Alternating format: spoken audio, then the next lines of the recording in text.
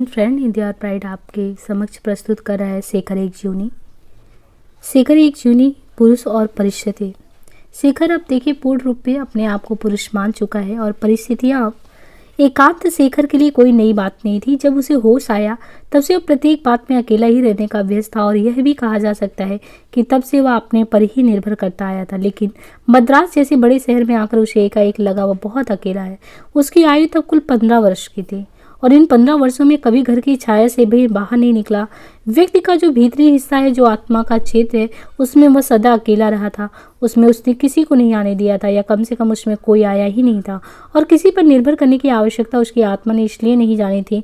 लेकिन दूसरी ओर उसे कभी चिंता नहीं थी कि वह खाएगा क्या, पहनेगा, खर्च क्या करेगा और बचाएगा क्या। उसे ऐसी छोटी बातों पर चिंता करने का अवसर ही नहीं हुआ। अपना काम चलाने की नौबत ही नहीं आई थी और कभी उसके पास थोड़े भी पैसे नहीं हुए थे कि वह उनके खर्च पर किसी तरह का नियंत्रण करना जानता हो। उसे पैसे केवल 2-4 मिले थे। एक बार एक अठन्नी जैसे उसने खुशी खुशी 10 पैसे की एक सीटी के लिए दे डाला था, और दूसरी बार जब उसके बड़े भाई ईश्वर ने सिगार पाने के लिए पैसे चुराए थे और चोरी पकड़े जाने पर कुछ देर के लिए उसके पास पैसे जमा किए थे। मैट्रिक की परीक्षा के लिए वह लाहौर गया था और अवश्य, लेकिन वह मास्टर साथ था और फिर वहाँ पे मौसी विद्यावती की घड़ी ये जान ही नहीं पाया था कि वह घर से बाहर है। विद्यावती उसकी सगी मौसी नहीं थी, लेकिन उसकी किसी सगेपन से उनमें कम अनुभव नहीं किया था। उसमें वो क्षमता थी कि सभी ने उसे अपना सगा जानते थे और फिर माँ से अधिक शशि ने भी वहाँ रहना शेखर के लिए सुकर बना दिया था। वह शशि जो उससे छोटी थी और नहीं थी, जो उसके साथ कभी खेलती नहीं थी, पर उसकी सखी बनती जा रही थी।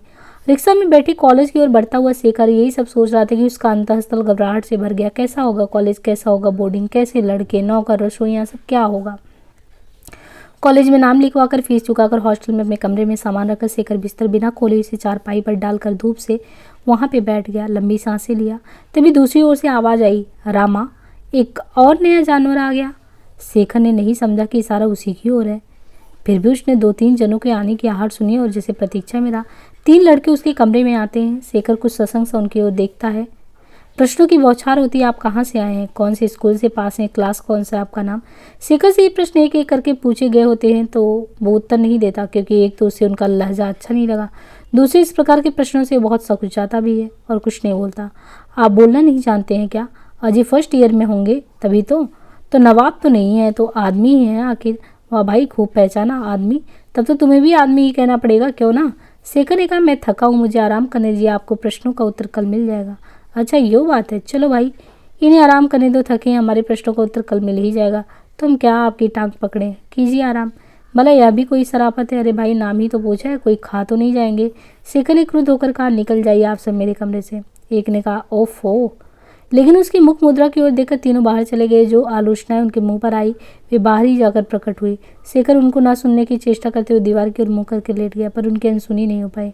शेखर का मन बहुत उदास हो गया। अनजाने में इस स्वागत की तुलना उस स्वागत से करने लगा जो उसे लाहौर में प्राप्त हुआ था। शशि की बड़ी बड़ी भोली आंखें और लालटेन थामे किस तरीके से था, क्योंकि वह उनके निकट अपराधी था, क्योंकि वह सदा से अवज्ञाशील था। उसकी आस्था रेखी किस पर थी? किसी पर भी तो नहीं थी। और जिन जिनको वह मान सकता था, जिन जिनको आदर दे सकता था, वे सब उसके सामने कितने घोर अपराधी हो गए थे उस समय, जबकि उसने वह पुस्तक पढ़कर जाना था कि संतान की उत्पत्ति कैसे होती है, किस जघन्य पाप कर्म से। उसके माता पिता, भाई बहन, वह भी शशि और हाँ शारदा भी, सब उसी पाप कर्म के द्वारा उत्पन्न हुए थे। वह गलत है, घृणित है, पापमय है, और तब ईश्वर ने स्त्रियाँ तब स्त्रियाँ बनी ही क्यों हैं? शेखर को लगा कि स्त्रियाँ जब हैं तब उन्हें स्वीकार तो करना ही होगा, लेकिन क्यों हैं वे? लेकिन उसे याद आता है, यदि भी स्त्रियों के होने के कारण उसे इतना कष्ट हुआ है, फिर भी यदि स्त्रियां ना होती तो शायद वह जी नहीं सकता। क्या वो आवश्यक है कि स्त्रियों को एक ही दृश्य देखा जाए, एक ही प्रश्न उनसे पूछा जाए? उसने कहीं पढ़ा था कि डाकू जब किसी नए आदमी से मिलता तब यही सोचते हैं कि यह हमारा मित्र है या शत्रु, हमारा पाप कर्म में सम्मिलित होगा या विघ्न डालेगा। क्या ये जरूरी है कि स्त्रियों की ओर उसी डाकू वृत्ति से देखा जाए, समझा जाए कि तो वे एक पाप कर्म विशेष में पुरुषों की संगरी हैं या पुरुषों की शत्रु हैं, भयंकर है? पुरुष क्या स्त्रियों के संसार में स्त्रियों के बिना नहीं जी सकता? तो यहाँ पे कहा गया है, पुरुष क्या स्त्रियों के संसार में स्त्रियों के बिना नहीं जी सकता? वो बहुत अकेला है इतने बड़े मद्रास शहर में, इतने बड़े मद्रास शहर में, इतनी भीड़ भड़ाके में, पहली बार कॉलेज, बिल्कुल अकेला। और ये सब और विरोध उपेक्षा ही है। पुरुष है जो विरोधी है और वह चाहता है, पता नहीं क्या चाहता, वह तो नहीं चाहता कि कोई स्त्री वहाँ उपस्थित हो, लेकिन चाहता है पता नहीं क्या। वो चिंची सी तंद्रा में ऊँघने लगा। किसी खड़खड़ाहट का शब्द सुनकर वो चौंका। द्वार पर एक युवक खड़ा था और भीतर आने की अनुमति मांगने की प्रतीक्षा में उसके चेहरे पर एक विनयपूर्ण मुस्कुराहट थी। शेखर ने कहा, आइए, और इधर उधर देखने लगा कि उसे बैठने के लिए कौन सा स्थान इंगित करे। उसने पास आकर शेखर के ट्रंक पर बैठते हुए कहा, चिंता नहीं, मैं मजे में हूँ। आपका नाम CH पंडित है? शेखर ने कुछ विस्मय से कहा, हाँ, और कौतूहल से युवक का अवलोकन करा। युवक का चेहरा सुंदर था, आंखें सुडौल थी, लंबे लंबे घुघराले बाल थे, दाढ़ी मूंछ उसके नहीं थे, अभी फूट भी नहीं रहे थे, और कद और गठन से भी 14-15 वर्ष का था। शेखर कुछ पूछने को ही था कि उन्होंने कहा, मेरा नाम कुमार है। आपके नाम में CS से क्या अभिप्राय है? चंद्रशेखर। अच्छा, मेरे बड़े भाई का नाम यही है। आप कौन सी क्लास में पढ़ते हैं? मैं अभी फर्स्ट ईयर में भर्ती हूँ। ओह, तब तो साथ में ही हूँ। शेखर को कुछ और विस्मय हुआ कि यह देखकर कि इस लड़के में जरा भी संकोच या घबराहट नहीं है, यद्यपि वह भी कॉलेज में आ रहा है। बोला, यही तो अच्छी बात है। उस लड़के ने पूछा, आपने सारा बोर्डिंग देख लिया, कुछ परिचय प्राप्त किया? नहीं तो मैं कुछ भी नहीं जानता और थका भी हूँ। अच्छा, तब रहने दीजिए, आप चाहे तो मैं आपको मिला लाऊं, मैं प्राय सभी को जानता हूँ, शेखर ने कहा। शेखर ने चाहा पूछे कैसे, पर चुप ही रहा। फिर उसे विचार आया, बिना इसकी सहायता के मुझे शायद बहुत कठिनाई होगी, फिर यह भी कि मुझे कृतज्ञता प्रकट करनी चाहिए। बोला, अगर आप कुछ ठहर कर चले तो मैं जरूर चलूंगा। आपको कष्ट तो होगा, मुझे स्वयं आपसे ही बात करने का अधिक मोह है, इसलिए कहता हूँ कि औरों से ठहर कर मिल लेंगे। आपकी कृपा के लिए मैं कृतज्ञ हूँ मिस्टर कुमार। नहीं नहीं, सो क्या, और आप मिस्टर कुमार क्यों कहते हैं? सहपाठियों में मिस्टर का बंधन लगा तो तब मुश्किल है, केवल कुमार कहिए ना, सभी कहते हैं। शेखर ने कहा, अच्छा तो कुमार। फिर कुछ रुककर बोला, आप पहले व्यक्ति हैं यहाँ जिसने मुझसे शिष्टता का बर्ताव किया। कुमार हंस दिया। शेखर का मन इस युवक के प्रति कृतज्ञता से भरता गया। एकाएक उसे लगा कि मद्रास में यदि आना होता तो शायद उसे कॉलेज छोड़कर भागना न पड़ता। कुमार ने उसे बात करने के सिवाय कुछ नहीं किया था। फिर भी जिस अवस्था में शेखर था उसमें उसे लगा कि उन बातों पर ही उसको सुख और जीवन का सब कुछ मिल रहा है, और वही कुमार ने उसे दिया। थोड़ी देर में उसने पाया कि वह कुमार से अपने घर की बातें, अपने घर की पढ़ाई, अकेलापन, व्यवस्था सब कुछ कह दिया। उसके विश्वासी हृदय ने कुमार को अपना भाई मान लिया था, वही अकल्पनीय भाई जो उसे घर में नहीं मिला था और उसका स्थान बहनें किसी प्रकार भी नहीं भर सकती थी।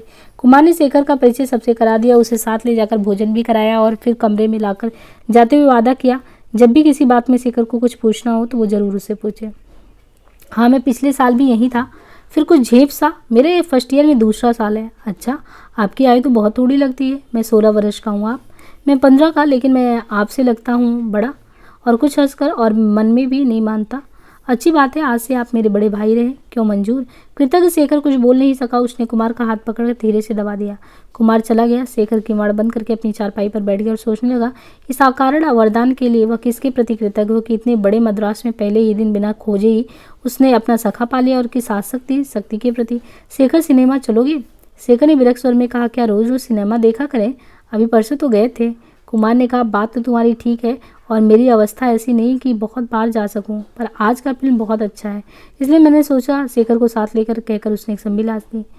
उस सांस के पीछे निराशा का भाव था। वह शेखर के दिल में चुभ गया। उसे याद है कुमार ने एक दिन बताया था कि उसके माता पिता निर्धन हैं और मुश्किल से पढ़ाई का खर्च देते हैं। पिछले वर्ष उन्हें तनिक भी मनोरंजन नहीं किया, यहाँ तक कि चिंताओं के कारण उसने पढ़ाई नहीं हुई और वो फेल भी हो गया। उसी दिन से शेखर ने मन ही मन संकल्प कर लिया था, जहाँ तक हो सकेगा वह कुमार को प्रसन्न रखेगा और उसे कम से कम आर्थिक कष्ट कोई नहीं होने देगा। आज एकाएक उसे बात का ध्यान आ जाने से उसका हृदय पिघल गया। उसे लगा कि अपने सुख के लिए किसी एक पर निर्भर करना ही इतनी दयनीय अवस्था है कि बाहरी चोट के द्वारा उसकी याद दिलाना एक बिल्कुल अक्षम्य अपराध है। उसने जल्दी से कहा, तब अवश्य चलो कुमार, और यह बात मेरे आगे मत कहा करो कि कुछ रुक कर, मुझे बहुत दुख होता है। कुमार ने कहा, जो सच्ची बात है उसे कहने में क्या हर्ज, लेकिन तुम मना करते हो तो नहीं कहता। तुम बाहर चल दिए, दोनों महीने भर हो चला। एक दिन शेखर ने कुमार के कमरे में जाकर कहा, कुमार आज समुद्र पर चलें? सिनेमा थिएटर रोज देख देखकर मैं तो उकता गया हूँ। कुमार ने कहा, अच्छा चलो। ट्राम में बैठकर दोनों चल पड़े। पहुंचकर वे पैदल चलने लगे। बस्ती से निकलकर वे निर्जन सी सड़क पर आ गए थे। संध्या होनी थी। पथ पर दोनों ओर लगे हुए वृक्षों की लंबी लंबी छायाएं पड़ रही थी। ऐसा लग रहा था कि धूल के कारण असमतल इस पृथ्वी के कंचन मेखला पर चित्रकारी सी हुई। शेखर चुपचाप चला रहा था। कुमार बोलने की इच्छा से बार बार उसकी ओर देखता था, लेकिन उसकी मुख मुद्रा देखकर चुप हो जाता। जब समुद्र की गहराई नाद उन्हें सुनाई पड़ने लगा तब संध्या हो चुकी थी और आकाश में लालिमा छा चुकी थी और वो समतल लेट पर बैठ कर लहरों की ओर देखने लगे। देखते देखते आकाश में संध्या का अंतिम प्रकाश भी बुझ गया।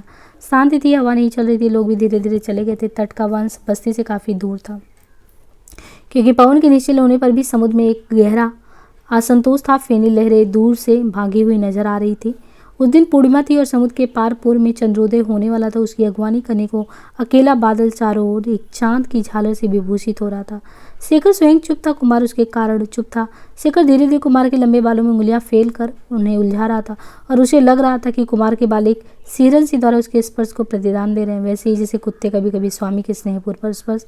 शेखर बोला तो कुमार जैसे चौंक उठा। देखो देखो कुमार, ऐसा लगता है कि जैसे इस दुनिया में तीसरा कोई नहीं है। कुमार ने उत्तर नहीं दिया। शेखर ने मुट्ठी में उसके बाल धरते हुए एक हल्का सा झटका देकर कहा, क्यों बोलते हो, बोलते क्यों नहीं हो?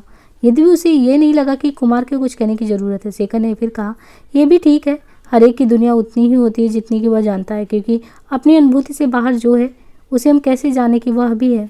मुझे पता है कि मैं पीछे बहुत सी दुनियाएं छोड़ आया हूँ और यह भी है कि आगे बहुत सी दुनियाएं होंगी, लेकिन एक को मैं अभी जानता नहीं, दूसरी उसी क्षण में इतनी मिथ्या सी लगती है, मेरे अनुभव में आती हैं। इस समय मेरी दुनिया की सीमाएं हैं, पीछे यह चट्टान, सामने वह बादल और उसके पीछे उदय होने वाला चांद, इधर मैं और उधर तुम। वो चुप हो गया। कुमार अब भी कुछ नहीं बोला। शेखर ने अपना हाथ उसके बालों में से निकालकर भूमि पर टेक दिया और ध्यानस्थ हो गया। थोड़ी देर बाद वो फिर बोला, कुमार आज कुछ भी सच्चा नहीं लगता, सभी स्वप्न है, लेकिन जिस स्वप्न का मैं इस समय एक अंग हूँ वह कितना मधुर लग रहा है। बताओ तो मुझे अपने से बड़े क्यों नहीं लगते? मुझे क्यों लगता है कि तुम छोटे हो और मैं जैसे तुम्हारा संरक्षक, तुम्हारा गार्जियन, एंजल, देवी रक्षक, और तुम मुझ पर निर्भर करते हो।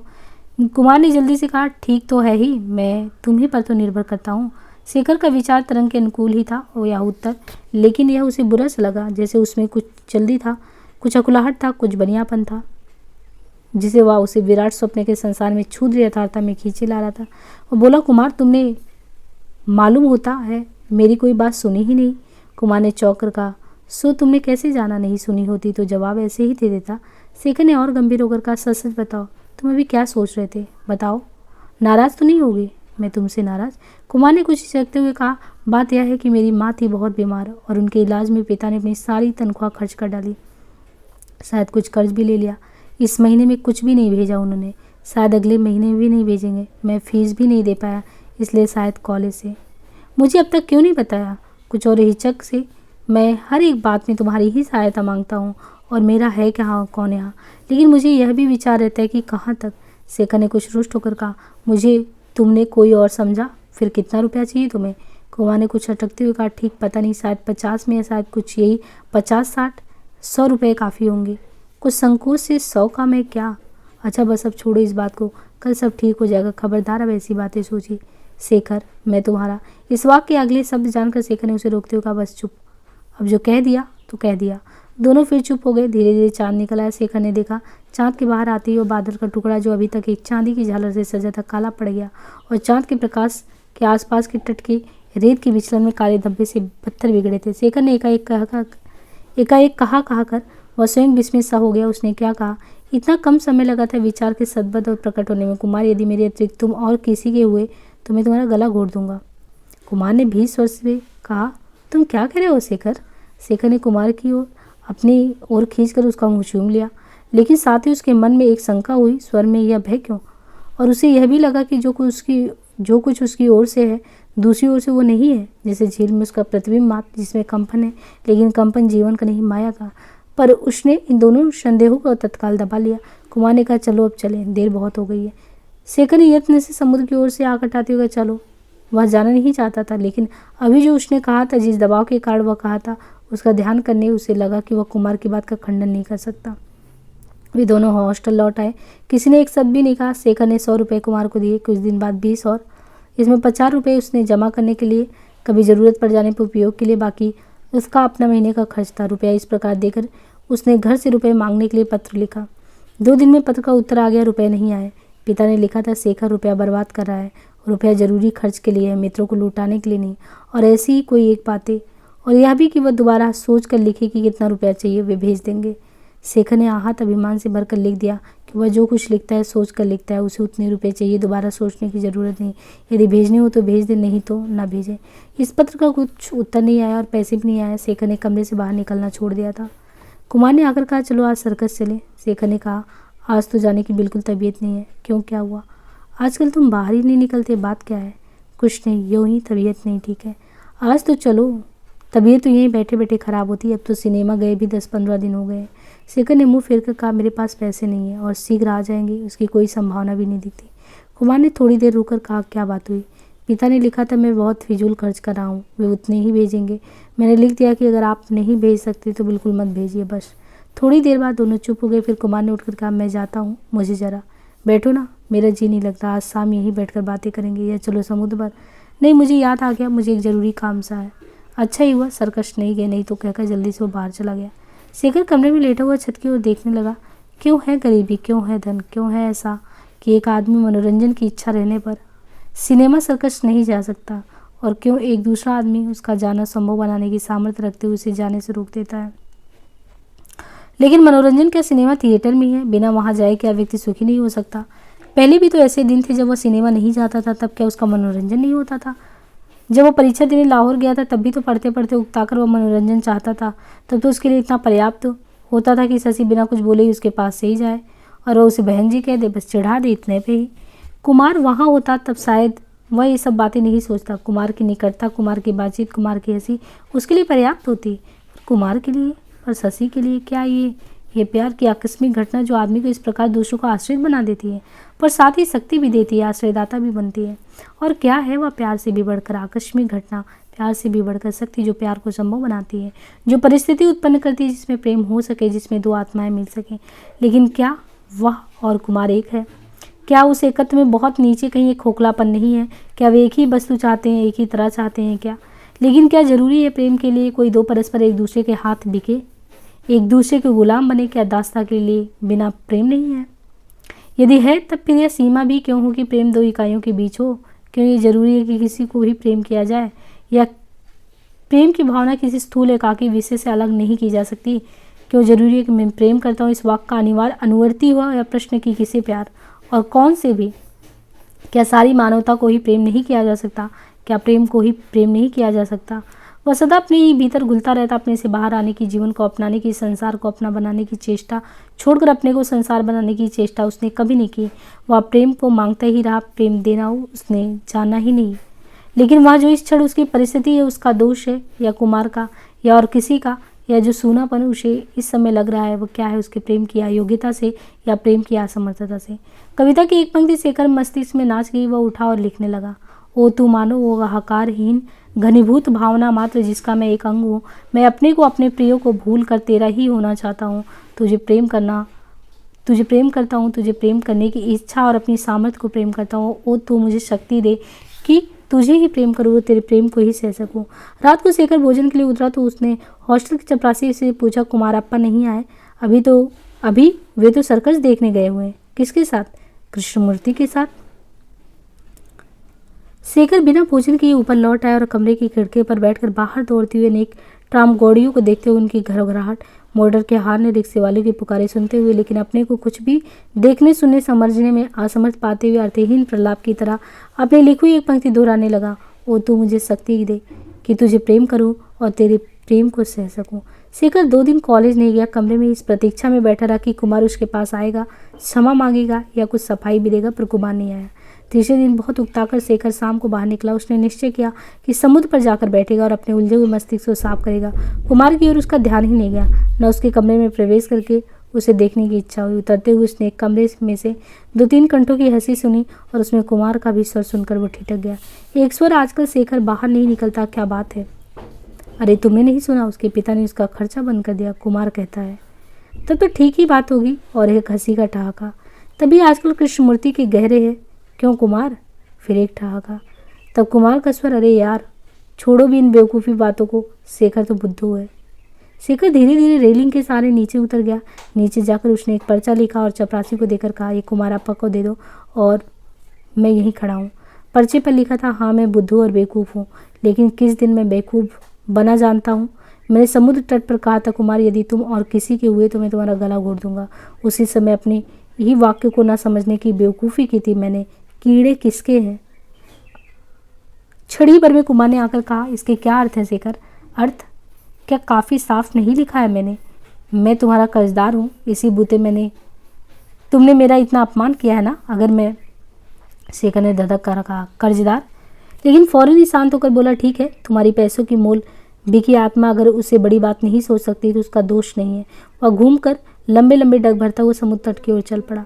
अंधेरा था, बादल छाए थे, तट सूना निर्जन था, पवन बिल्कुल शांत था और समुद्र भी आसान था। वह अगौंठित बिजलियां नाच रही थी विस्फोट की तैयारी, और शेखर को लगे यदि समुद्र की दशा ठीक वैसी ना होती तो क्षण भर भी उसके किनारे न ठहरता। जब शेखर उस तंद्रा से जागा तब वह सुनने लगा कि हॉस्टल में उसको लेकर अनेक प्रकार की बातें चल रही, विचारों का आदान प्रदान हो रहा है। वह ब्राह्मण है, उसका नाम भी चंद्रशेखर पंडित है, लेकिन उसकी चुटिया कहाँ है, जनेऊ कहाँ है, वह अपना पूजा पाठ कब और कहाँ करता है। उसने ईश्वर का सबसे बड़ा उपहार द्विजय तो पाया होगा, लेकिन उसने अपने आचार से उसे खो दिया है। वह भ्रष्ट है। जिस बोर्डिंग में शेखर था वहाँ ब्राह्मणों के लिए था, इसलिए पिता की आज्ञा अनुसार शेखर वहाँ आकर रहता था। अब तक उसके ब्राह्मणत्व के विषय में किसी को आपत्ति भी नहीं हुई थी। अन्य छात्र ब्राह्मणत्व के और संस्कारों का पालन तो करते थे, लेकिन भीतर उनका आदर उतना गहरा नहीं था। उनका भोजनागार सब ओर से घिरा हुआ था, ताकि किसी आते जाते व्यक्ति के कारण उनके भोजन में दुष्टत्व ना हो जाए, वह छोटी जात द्वारा देखा जाकर भ्रष्ट ना हो जाए। कभी ऐसा हो जाता तो वह भोजन उतना ही अखाद्य हो जाता जैसे किसी कुत्ते ने उसे जूठा कर दिया हो। यद्यपि कुत्ते कई बार भोजनागार में घुस जाते और उन्हें हिस करके भगा देना ही पर्याप्त था। शेखर को जानते देने लगे कि ना इन शंकाओं का अंकुर कहाँ है, लेकिन कुमार से बात करने की या उसके मुख देखने की भी उसकी प्रवृत्ति कभी नहीं हुआ। देखने लगा कि सभी छात्र उसकी ओर ऐसे देख रहे हैं जैसे वह कोई विदेशी जंतु है, और उसे लगता है मन ही मन में सोच रहे हैं कि अगले जन्म में शेखर क्या होगा, कुत्ता या कौवा या कीड़ा, और जैसे उसे भाग्य पर दया से भर रहे हों। तब वह उस दया का ध्यान करके जल उठता और सोचता मैं नरक में जाऊँ तो इनका क्या। पर इनकी दया इतनी नहीं थी कि उसके नरकवास की कल्पना से द्रवित होकर अपना परलोक भूल जाए। उन्होंने निश्चय किया कि वे शेखर से साथ भोजन नहीं करेंगे, और शेखर को एक दिन मालूम हुआ कि सब छात्रों की ओर से प्रिंसिपल के पास एक अर्जी दी गई है कि उसका अलग प्रबंध किया जाए, नहीं तो वे हॉस्टल छोड़ने को बाध्य होंगे। उन्होंने रसोइयों को भी कह दिया कि जब तक उसका निर्णय नहीं होता तब तक शेखर का आसन औरों से कुछ कर हटाकर लगाया जाएगा।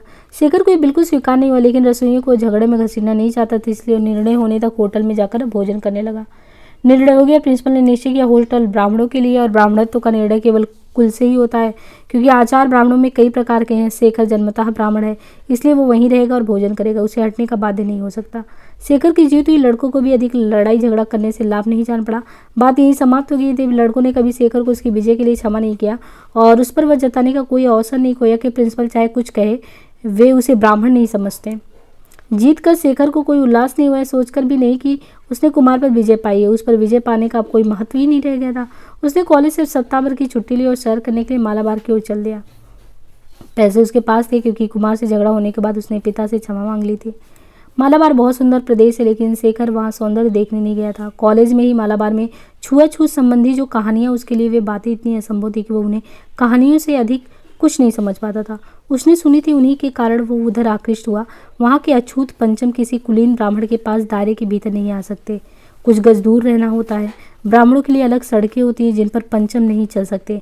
पंचमों को नदियाँ नाव में बैठकर या किसी प्रकार पार करनी होती, क्योंकि पुल ऊंची जातियों के लिए सुरक्षित होता है। ब्राह्मणों के पड़ोस में अछूत भूमि नहीं ले सकते, और कभी ब्राह्मण और पंचम का सामना हो ही जाए तो पंचम को अपना पंचमत्व घोषित करना पड़ता है कि अनजाने में उसकी छाया ब्राह्मण पर ना पड़ जाए। वह सब उसने सुना था, लेकिन सुनकर विश्वास नहीं होता था। जब कॉलेज में उसने छुआछूत के प्रश्न पर ही उसका झगड़ा हुआ और उसकी जीत हो गई, तब वो मालाबार की दशा देखने के लिए चला गया था। जब मालाबार पहुंचा, वहां पहुंचकर उसने आर्य समाज मिशन के भवन में अपना सामान रखा। कुछ देर वह प्रतीक्षा में रहा कि मिशन के कोई कार्यकर्ता मिले तो उनसे बातचीत करे, लेकिन वे सभी बाहर गए हुए थे। अंत में देख कर कि दिन भर की होती हुई बारिश कुछ थम गई, उसने झट से कपड़े बदले, साधारण मद्रासी पोशाक पहनी और नंगे पैर घूमने चल पड़ा। शाम हो चली। शेखर भटकता हुआ सोनी सड़क पर निकल गया और सोच रहा था कि किधर से लौटने में सुविधा रहेगा। सड़कों पर प्राय कीचड़ थी, कहीं के पुरता पानी से ढकी और कहीं धान के खेतों में जाती हुई कोई सड़क उसकी मेड़ से। शेखर सिर झुकाए कुछ सोचता हुआ चला जा रहा था। संध्या थी, पानी में आकाश की रंग कुछ धुंधले से होकर चमक रहे थे। पक्षी पुकार रहे थे, मेढक अपने कर्कश भरे आवाज में, और नीरवता छाई हुई थी। शेखर कीच भरी सड़क से हटकर एक पथ पर हो लिया। यह कुछ सूखा था, इसलिए शेखर के पैर अपने आप ही उधर मुड़ गए। यद्यपि यह उसे ठीक निश्चय नहीं था कि डेरे पर लौटने का वही छोटा रास्ता है। पथ के दोनों ओर पानी बहा जा रहा था।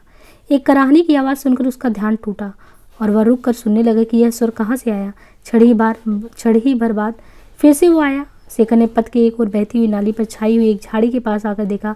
मैली लाल धोती से आधा आवृत रक्त और मांस का एक लोधा पड़ा है, जो कभी एक स्त्री रहा होगा, और उस लोंदे में प्राण है और पीड़ा की अनुभूति। एक ही क्षण के लिए, लेकिन बहुत से कारणों से, जिनमें उस लोंदे का स्त्री होना भी एक था। शेखर हिचकिचाया, फिर किसी तरह उस शरीर को अपनी पीठ पर लादा और लौटकर सड़क होता हुआ मिशन भवन तक ले गया। वहाँ उसकी मरहम पट्टी की गई, लेकिन भोर होते होते वो मर गई। मिशन वालों ने उसके जलाने का प्रबंध किया। वह अछूत थी। पुलिस को सूचित किया गया था, लेकिन शेखर रुका नहीं। उसने अपना बोरिया बिस्तर उठाया और फौरन मद्रास लौट पड़ा। वह क्षण भर भी वहां ठहरना उसे असंभव सा लगा। ट्रेन में उसने अखबार में पढ़ा कि लाश की जांच के बाद ये घोषणा की गई थी कि मृत्यु किसी भूतर औजार की चोट से हुई थी। हत्या के कारण का पता नहीं लग सका, लेकिन साथ ही यह भी समाचार था कि शरीर एक वर्जित सड़क पर पाया गया था और स्त्री अछूत थी। शेखर को याद आया कि किस प्रकार उस स्त्री के रक्त और कीच से उसका शरीर, उसके वस्त्र सन गए थे और एक कपकपी उसके अंगों में दौड़ी। वह थी अछूत और वह था ब्राह्मण, और वह उसके रक्त में सन गया था और उसके हत्यारे थे ब्राह्मण, जिन्होंने उसके पास आने की छूट के बचने के लिए स्वयं उसके पास जाकर उसे पत्थरों से मारा होगा। ब्राह्मण वही ब्राह्मण जो शेखर है और अछूत वही अछूत शेखर ने कंधे पर लादा था और उसका रक्त। बोर्डिंग पहुंचकर शेखर ने अपना सामान इत्यादि बात कर तैयार किया, रिक्शा मंगाकर उसमें लादा और रिक्शा वाले को पता देकर स्वयं ट्राम में बैठकर दूसरे हॉस्टल में चला गया जो अछूतों के लिए था और जहां कार्यकर्ता भी सब अछूते ही थे। यहाँ पहले तो सबने उसकी ओर संदेह की दृष्टि देखा, लेकिन शीघ्र ही वह दिन आ गया जबकि शेखर ने पाया कि उसके मित्र और सखा और सहायक सब अछूत है और उसके भाई अछूत है, और कि जिस समाज का उसे होना चाहिए उसमें वह अछूत है और यह सह नहीं सकता कि वह इसके अतिरिक्त कुछ भी हो। कहते ही कहते धीरे धीरे सब कुछ हो जाएगा कि धीरे अज्ञानता दूर होगी या आत्मा पर छाया हुआ कोहरा उड़ जाएगा। कहते ही बहुत कुछ पर हाथ धरे बैठे रहते, प्रतीक्षा को युग बीत जाते और कुछ नहीं होता। कोहरा उड़ सकता था, पर्दा भी उड़ सकता था, पर दीवार नहीं। उसे फाड़ना ही पड़ता है, गिराना ही पड़ता है, नहीं तो वो मिटती नहीं है। शेखर बोल रहा है, वह स्वभावतः चुप रहने वाला है, लेकिन उसके भीतर कुछ है उसे चुप नहीं रहने देता, जो उसकी संकोच के भीतर से निरंतर चोट करता उसे बाध्य करता है।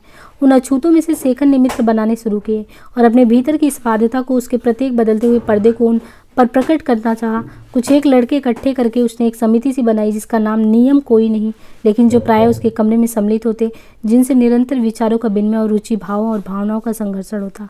शेखर उनका नेता नहीं है, ना अपने मन में ना उनके मन में, लेकिन नेतृत्व किसी तरह उसी की ओर से उद्धृत होता। वह जो आकारहीन सी समिति है वह इसलिए चलती है कि शेखर है। एक समतल उजाड़ भूमि के मध्य में, जिसे हॉस्टल के छात्र अपना प्लेग्राउंड कहते हैं, अछूतों का 3 मंजिला हॉस्टल खड़ा है और उसी की छत के पक्के फर्श पर बिना कुछ बिछाए 4 लड़के लेटे हैं। यह शेखर की नामहीन समिति की कार्यकारिणी है। कार्यकारिणी कहने का अभिप्राय इतना ही है कि इन चारों में अशांति भीतरी है। वे जाग रहे हैं और आसपास देख रहे हैं, स्वभावतः चिंतित हैं। समिति के दूसरे 2-3 सदस्य अपनी गति, अपना प्रवाह नहीं रखते। उनमें लहरें तब उठती हैं जब कोई हाथ से हिला देता है। शेखर के अलावा बाकियों के नाम कौन से हैं? तो बाकियों के नाम है सदाशिव, राघवन और देवदास। इसमें सदाशिव कद में सबसे छोटा किंतु बुद्धि में सबसे तेज है। उसके प्राय खुले हुए टेनिस कॉलर के ऊपर उसकी पतली ग्रीवा है और मानो आंखें कह रही हूँ कि मैं तुम्हें कष्ट नहीं पहुंचाऊंगी, केवल निकट से देखकर जाना चाहती हूँ। इन सबको देखकर हठात शैली के एक चित्र की याद आती है और शेखर ने उसका नाम ही शैली रख दिया था। सदस्य उस नाम से बहुत झेपता था। उसे लगता था वह शायद उसके आत्मविस्मृति कर देने वाले प्रकृति प्रेम पर कटाक्ष, इसलिए यह नाम अस्थायी हो गया था। राघवन और देवदास कुछ भिन्न थे। दोनों ही तमिल प्रांत के शहरों के रहने वाले थे और शहर की छाप उन पर पर्याप्त मात्रा में थी। और राघवन की आंखें चंचल मछलियों की तरह थी और देवदास की आंखें तो मानो हर समय किसी शरारत की खोज में। उनमें विष नहीं था, मानव जाति के प्रति स्नेह का भाव था, लेकिन स्वभाव से ही देवदास का स्नेह उस प्रकार का नहीं था जो अलग रहकर अपनी अभिमान भरी निडरता से अपने को कह डालता। उसी तरह का सेंटिमेंटलिज्म उसे बुरा लगता था। स्नेह निरंतर चुलबुलाहट में, बातचीत, हंसी मजाक में था। हृदयहीनता पर आक्षेप कर देता तो हंसकर कहता था, भाई एक प्रेम होता है जो साष्टांग करके रास्ते में बिछ जाता और एक होता है जो हर समय गुदगुदाता और चुटकियां काटता है। पहले ढंग के प्रेम मेरे बस का नहीं है और यह बहाना नहीं था, इसमें सत्यता थी। प्रकृति दोष या गुण से ही वह सत्य भी सीधे सच्चे ढंग से नहीं कह सकता। अपनी संकोचनशील किंतु पैनिक बुद्धि के कारण और त्रावणकोर की विस्तृत हरियाली और नीलमा में पले हुए उदार सौंदर्य प्रेम के कारण सदाशिव शेखर के अत्यधिक निकट था। जो सदाशिव था छोटा वाला, ये ज़्यादा ही शेखर के निकट था, लेकिन शेखर जानता था कि देवदास और राघवन के बिना जीवन में पूर्णता नहीं आ सकती और उसे प्रसन्नता थी कि वे भी इसकी समिति में है, क्योंकि जीवन की पूर्णता का पाना ही समिति का ध्येय था। छत पर लेटे लेटे शेखर बीच बीच में सदाशिव की ओर देखता, कहीं वह सूर्यास्त में ही तो नहीं खो गया, और कहता जाता, उस स्टीवेंसन की किताब में एक कहानी 4 सुधारकों की है जो सोचने बैठी कि दुनिया को कैसे सुधारा जाए। एक ने समाज की कुछ बुराइयां बताकर कहा कि समाज को मिटा देना चाहिए। दूसरे ने संशोधन किया, समाज तो तब बिगड़ता है जब धर्म रूढ़ हो जाता है। धर्म ही कुल बुराइयों की जड़ है और उसी को मिटना चाहिए। तीसरा कहता है, धर्म तो केवल संस्कृति का आदर्श नियम होता है और अगर संस्कृति खराब होगी तो धर्म ठीक कैसे हो सकता है। इसलिए संस्कृति ही गलत चीज़ है। अंत में इस नतीजे पर पहुंचते हैं कि मानव जहां आगे बढ़ना चाहेगा वहां संस्कृति तो होगी ही, इसलिए मानव जाति ही मूल अपराधी है। नतीजा ये होता है कि मानव जाति को मिटा दीजिए, तब न यहाँ सुधार पर बहस करने होंगे ना कुछ। सदाशिव ने मानो संलग्नता प्रमाणित करने के लिए कहा, और न शेखर किसी का ध्यान दूसरी जगह समझकर उसे गालियां दे सकेगा। सब हंस पड़े। शेखर फिर कहने लगा, मुझे लगता है कि इस तरह के आमूल परिवर्तन ना करने में खतरा है।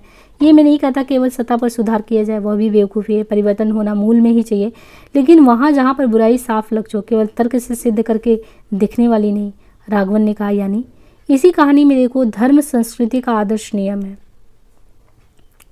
नियम, इसलिए धर्म की बुराइयां संस्कृति से पैदा होती है, इसलिए संस्कृति बुरी है। यह केवल तर्क शक्ति का नट का तमाशा है। संस्कृति की बुराई अगर हमें देखनी है तो संस्कृति में स्पष्ट देखनी होगी, इस प्रकार दूर से सिद्ध नहीं करनी होगी। नहीं तो कहीं अच्छा कुछ है और कहीं पे बुराई, बुराई ही बुराई। और यह हमारी अशांति भी तो उस बुराई में पैदा हुए मनोविकार है। मानो बुरा होकर अच्छी बात सोच कैसे सकता है। आप अंधकार दूर करना चाहें तो यही कर सकते हैं, रोशनी जला दे तो ये नहीं कर सकते यहाँ पे अंधकार का अंधियारापन मिटा दे।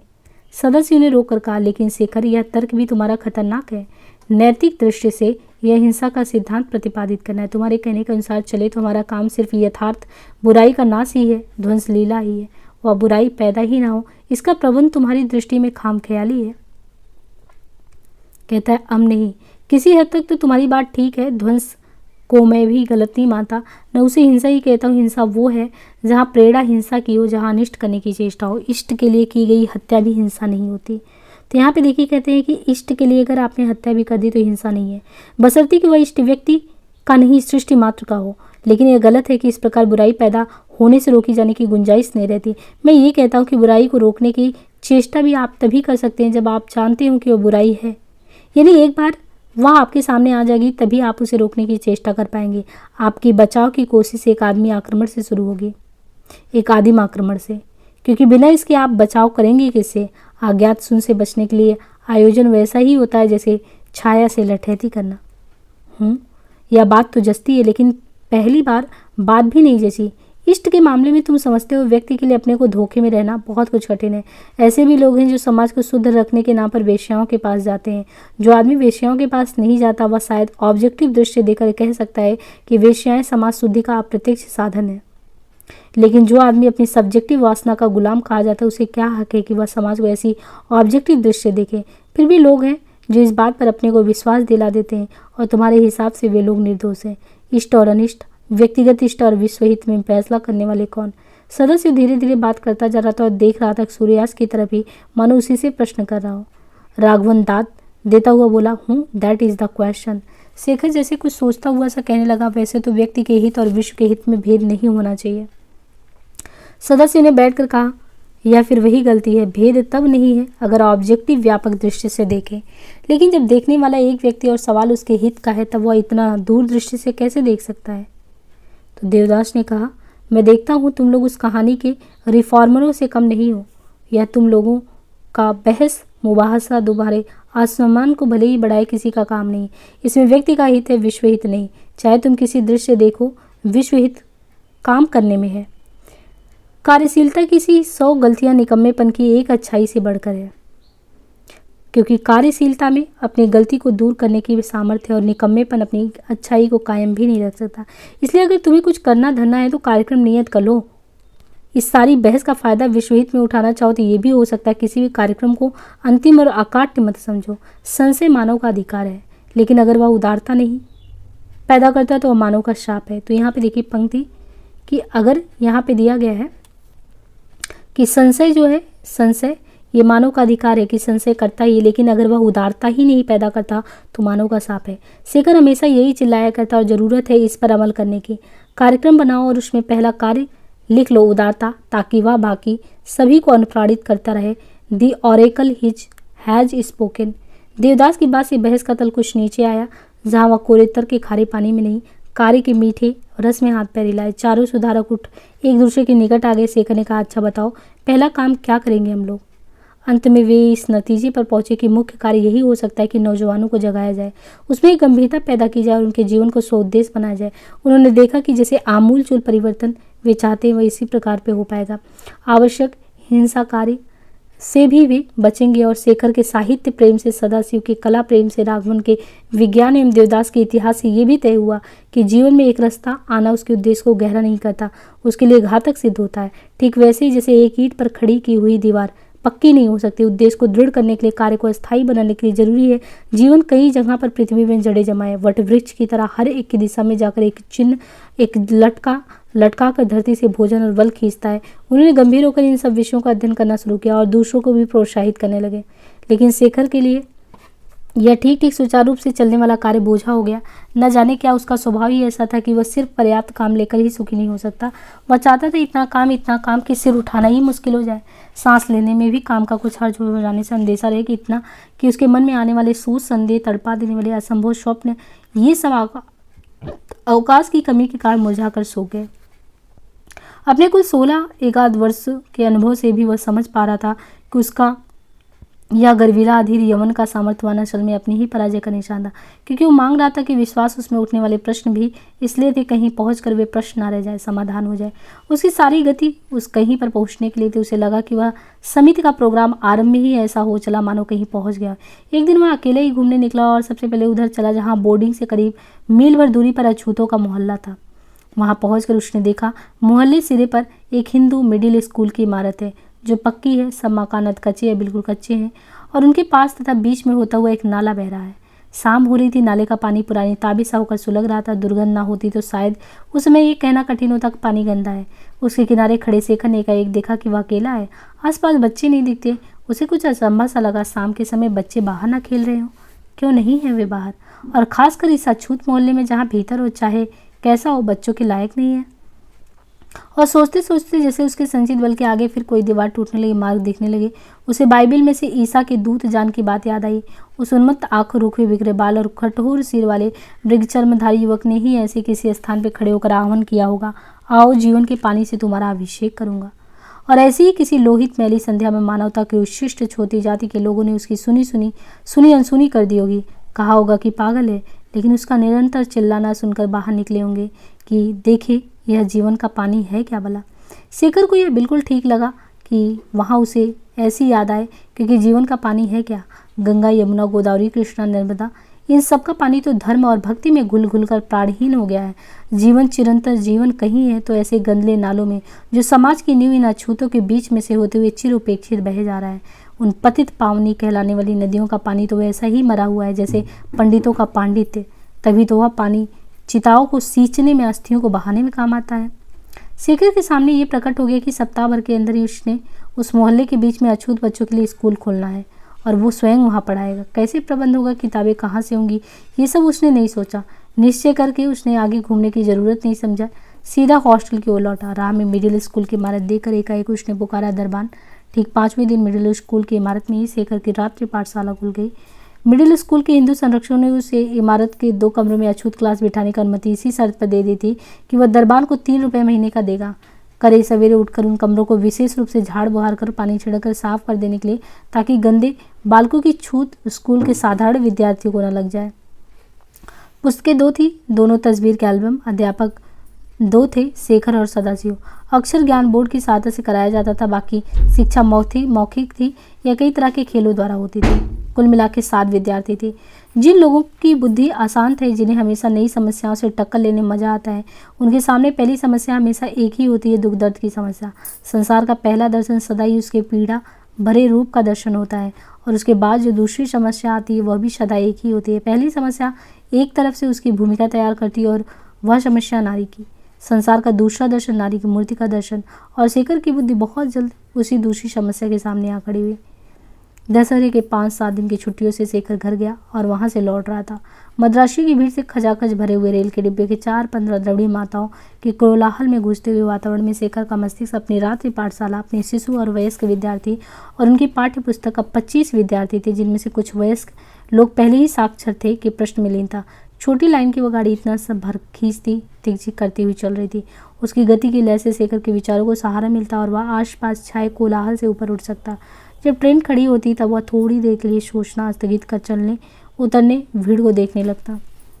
एक बड़े स्टेशन पर गाड़ी रुकी तो शेखर ने देखा कि दरवाजे और खिड़कियों से भीतर घुसती हुई पुरुषों की भीड़ के पीछे एक महिला खड़ी है और बेबस आंखों से भीड़ की ओर देख रही है। उसके दोनों हाथों में 2 बैग, पीछे कुली ट्रंक और बिस्तर लिए खड़ा है। स्त्री कभी साहस करके आगे बढ़ने को थी, फिर रुक जाती, कभी दूसरे डिब्बे की ओर भी देख लेती जिसमें और भी भीड़ है। और समय गाड़ी का हो चला। गार्ड ने एक सीटी भी दे दी। शेखर उठा, खिड़की पर खड़ा होकर उसने कहा, लाइए मुझे दीजिए सामान। बैग उसने अंदर खींच लिया, कुली से सामान पकड़कर नीचे रख लिया और गाड़ी की चलने तक दरवाजे पर पहुंचकर उसे खोल और भीड़ को धक्का देकर बोला, चलिए आइए। धन्यवाद की बात से घबरा कर शेखर ने अपनी सीट इंगित करते हुए कहा, वहाँ बैठ जाइए। नहीं, आपने इतनी तकलीफ उठाकर मुझे गाड़ी में बैठा दिया, इतना ही पर्याप्त है। अब आपकी जगह ले लेना निजता होगी।